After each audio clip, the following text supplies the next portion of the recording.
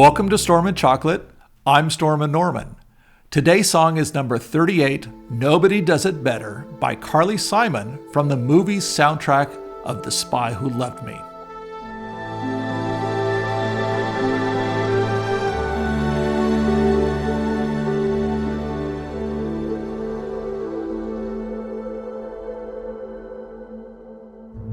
Of the 25 Bond movies from 1962's Dr. No through 2021's No Time to Die, only the first one did not have a standalone title song. Instead, as the introduction to the franchise, Dr. No introduced us to the James Bond theme as its leading musical piece. 1977's The Spy Who Loved Me, the 10th film in the franchise, was also the first whose song title did not match the title of the film. All previous title songs, such as Goldfinger and Live and Let Die, did correlate. That said, today's song, Nobody Does It Better, does include the film's title in its lyrics, which we'll get to in a bit. The song was written by Marvin Hamlisch with lyrics by Carol Bayer Sager and performed by Carly Simon. Hamlisch stated that with the song being a lust-drunk anthem about Bond's sexual prowess, and Bayer Sager stating that her lyrics sounded especially vain, they decided to offer it to Carly Simon in honor of her 1972 hit, You're So Vain. Thinking about it, some of the lyrics of that Simon hit could apply to Bond, such as the opening line, "You walk into a party like you were walking onto a yacht," or the third verses, "Well, you're where you should be all the time, and when you're not, you're with some underworld spy." Foretelling the future, was she? To my mind, one of the requirements of a Bond title song is a good measure of bombasticity. It's gotta be bombastic. Listen to Goldfinger performed by Shirley Bassey as an early example, or Goldeneye by Tina Turner as really good examples. When I see a Bond film, this is one of the expected staples, including the opening scene preceded by the gun barrel sequence and the James Bond theme. If I don't hear this theme when I expect it, I'm on the edge of my seat throughout the movie waiting for it to happen. And Carly can be bombastic, as You're So Vain is really a diatribe against a former lover who she's really dressing down for the behaviors. Go back.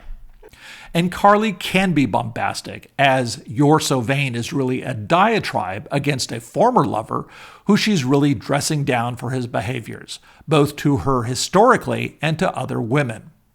And Carol Bayer Sager, recognizing this talent and doing justice to her own lyrics, recommended Simon.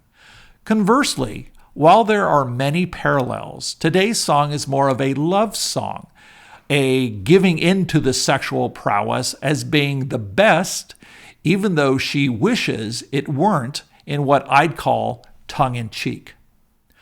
The song is one of the few that starts with the chorus and interleaves verses in a B-A-B-A-B structure.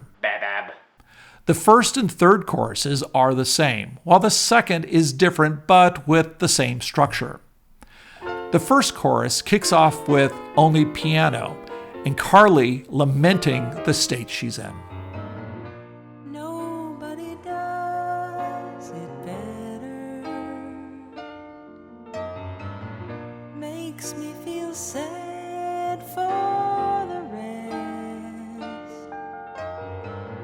Nobody does it half as good as you.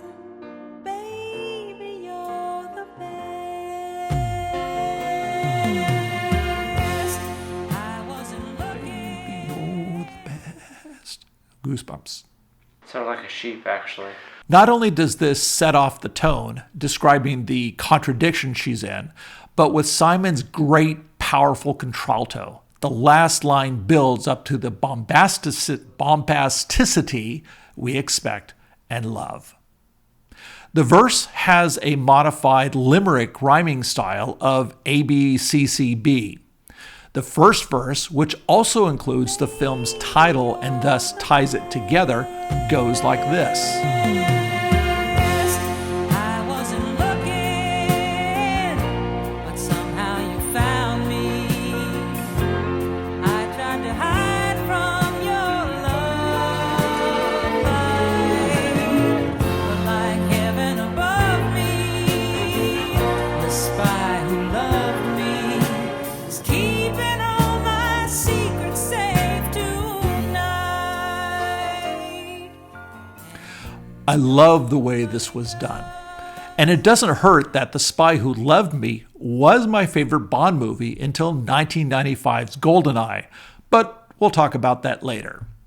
At the end of the verse, we bring it down, rein in the volume. This verse is followed by the slightly different second chorus. And nobody does it better. Though sometimes I wish someone could. Nobody does it quite the way you do. Why'd you have to be so good? I think this was a genius move on Bayersager's part, changing up the chorus slightly to keep the song from being over-repetitive. It's only 3.5 minutes long, and the outro is a full minute long. The second verse continues that astonishment of the protagonist, extending the "why'd you have to be so good" to "how'd you learn to do the things you do." The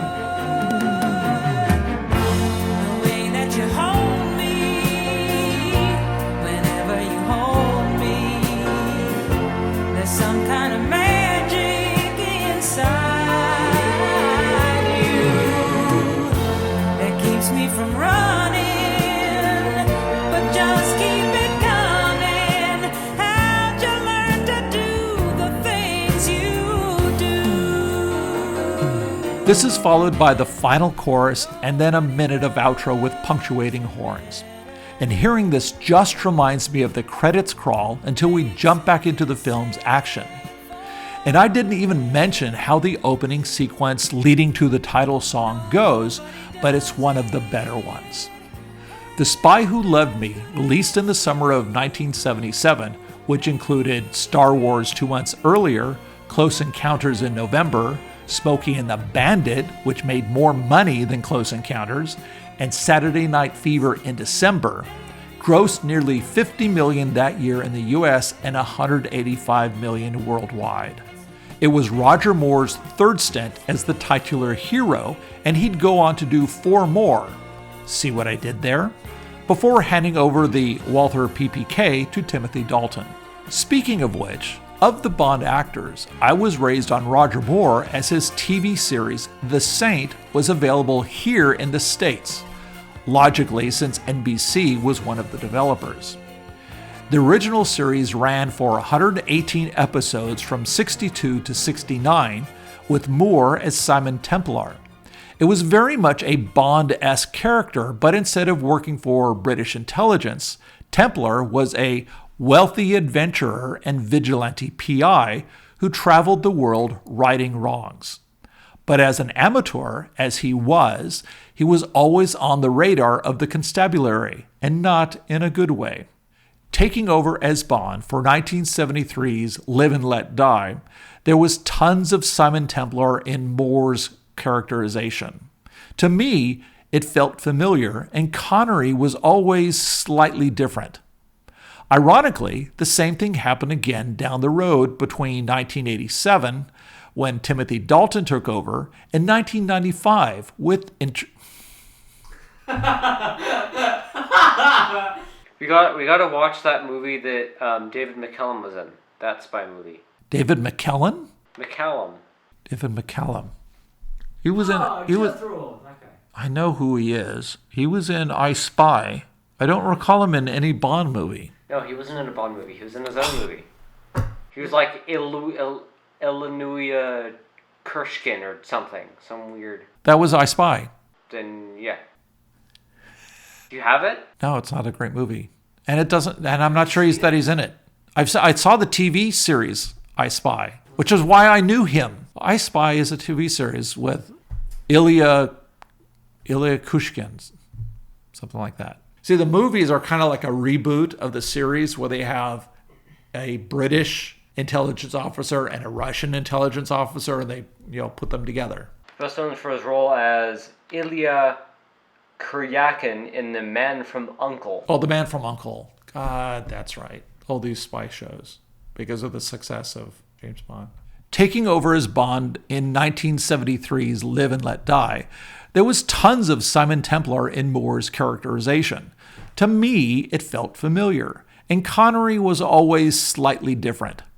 Ironically, the same thing happened again down the road between 1987, when Timothy Dalton took over, and 1995, which introduced Pierce Brosnan. Dalton was a no-name to me.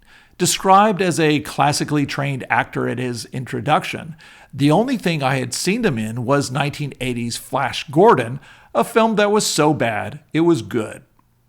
Almost. And I would say that he was probably the only major actor in the film that played it straight, as the others were all, dare I say it, bombastic. In the end, he only lasted 2 films before Brosnan was brought in. There was a 6-year hiatus between Dalton's last go due to legal issues and producer changeovers. So I think audiences were well groomed for a new Bond flick. This was also the first film to feature Judi Dench as the new M, a role she kept for 2 decades through 2012's Skyfall and 2015's Spectre, although posthumously to her character. I mean, Judi Dench's M dies in Skyfall. As of this writing, Dame Judi Dench is still kicking it at 90 years young. So, Brosnan. I had thoroughly enjoyed his role as the titular character in NBC's Remington Steele, which not only introduced Pierce to American audiences, but also to Stephanie Zimbalist, actress, daughter of a veteran... So many syllables. Actress daughter of veteran actor Ephraim Zimbalist Jr. Stephanie plays Laura Holt, who is a PI that wants to start her own business, except that most clients don't think a dame can do it. So she invents a fictitious boss and names her business after him. Soon, the real Remington Steele shows up and barges his way into the business based on the fact that her clients want to deal with him. Now that I think about it, there is this parallel with Roger Moore's PI moving to Bond and Pierce Brosnan's PI doing the same. I learn something new every day, and then I forget about 4 things. Anyway, the series ran 5 seasons from 82 to 87, and Brosnan's contract with NBC is what prevented him from taking the Bond role earlier. In the end, I enjoyed Pierce Brosnan as Bond as much as I enjoyed Roger Moore in the role. Both were part of my childhood. Moore in my pre-adolescent years on The Saint, and Brosnan in my early 20s in college. Conversely, Daniel Craig was more of an adult Bond for me, and relatively unknown, like Timothy Dalton. I had seen him in Lara Croft Tomb Raider and Layer Cake, but not memorably so. And now my wife is enjoying him as Benoit Blanc. Did we get off topic? Well, not so much. So that's it for Nobody Does It Better by Carly Simon from my second favorite Bond flick, The Spy Who Loved Me. Next time, Carole King plays tribute to a jazzman, which fills me with a wraparound joy. We'll see you next time. Bye-bye.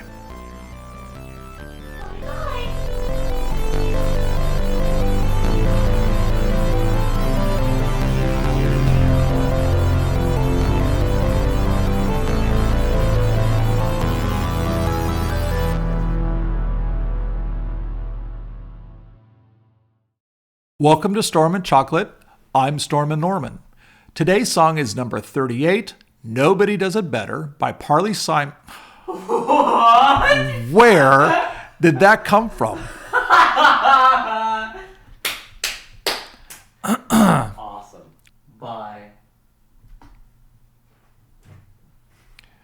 it wasn't FaceTime.